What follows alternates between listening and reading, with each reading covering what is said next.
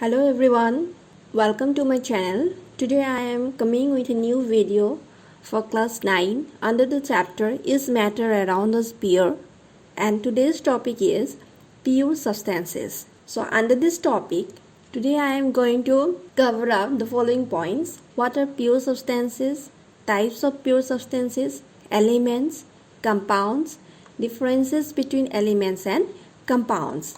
Hope you will enjoy the video. So let's move to our first point. What are pure substances? As we know that in nature most of the substances are get as a mixture.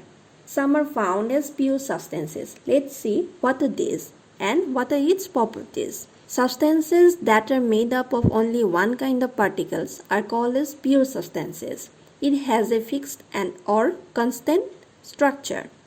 For example, diamond, gold, sodium chloride, etc. These are the examples of pure substances. So our next point is types of pure substances. On the basis of the chemical composition, pure substances are classified into two categories. These are, the first one is element, the second one is compound. Here I am depicting one picture, and this shows that periodic table, the elements present in the periodic table.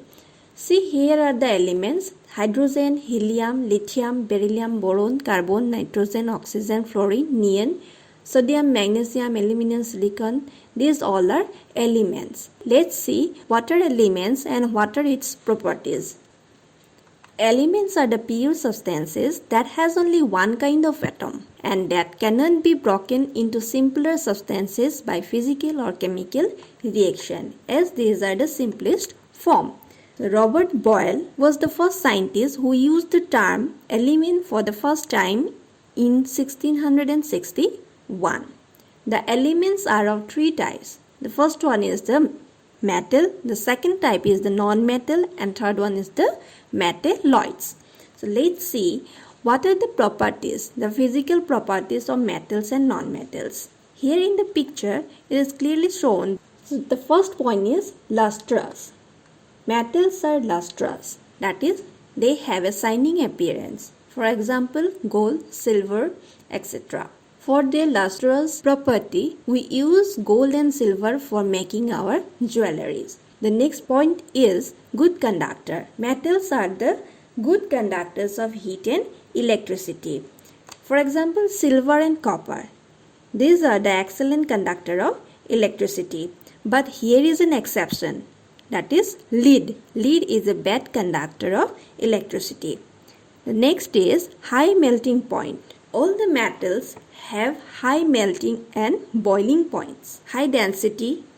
Then malleability. Most metals can be hammered into thin sheets without breaking.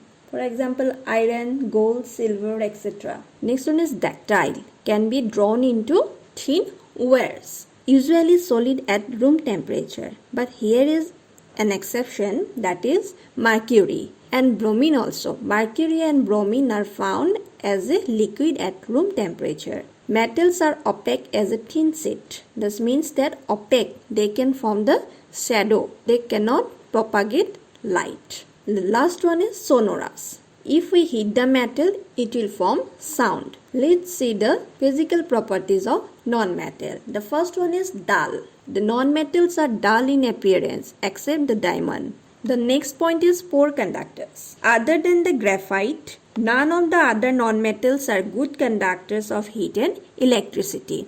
Non-ductile, solid non-metals cannot be hammered or beaten into thin wires. They will break easily. May be solid, liquid or gases at room temperature. We can get the non-metals in the three states of matter. Transparent as a thin sheet. This means that non-metals can propagate light. Non-sonorous. The last point is non-sonorous. If we hit the non-metals, it will not produce any sound. So at last come to the metalloids. So metalloids are the substances that shows the intermediate properties between metal and non-metal. Some examples of metalloids are boron, silicon, germanium, etc. Let's move to our next point. Compounds. So compounds are the substances composed of two or more elements. Two or more elements combine chemically with one another in a fixed proportion. For example, water, baking soda, methane, etc. So let's see here. In water, the chemical formula of water is H2O. Here H is an element, O is an element, but together they form a compound. Here the number of hydrogen is 2 and oxygen is 1. So here the chemical composition is always fixed, 2:1. For baking soda, sodium hydrogen carbonate. Here sodium, 1 atom of sodium element, 1 atom of hydrogen element, 1 atom of carbon element and 3 atoms of oxygen element chemically combine to form baking soda. And methane, here methane, 1 carbon element, 4 numbers of hydrogen atom together form the methane. So these are the examples of compounds, but the number of compound is not fixed. So let's see the differences between the elements and compounds. Here the first I had written, elements consist of only one kind of atom, as we had already seen. Next, compounds always have more than one kind of atom. Next, we cannot divide element into two or simpler substances into two or more simpler substances by physical or chemical means. We can divide compound into elements by chemical means. There are 118 types of elements and these elements are placed on the periodic table.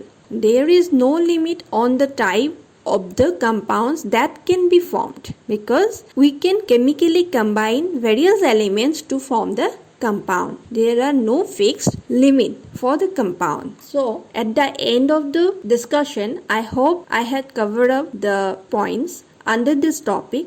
I hope you have understand all this, and with this video I am coming to the end of this chapter number 2 of class 9. Thank you for watching my video. If you like my video, then do like, comment, share and subscribe the video. And if you have any doubt, any queries, then you can leave your comments on my comment box. And also you press the bell icon for the further notification of my videos. Thank you for watching it.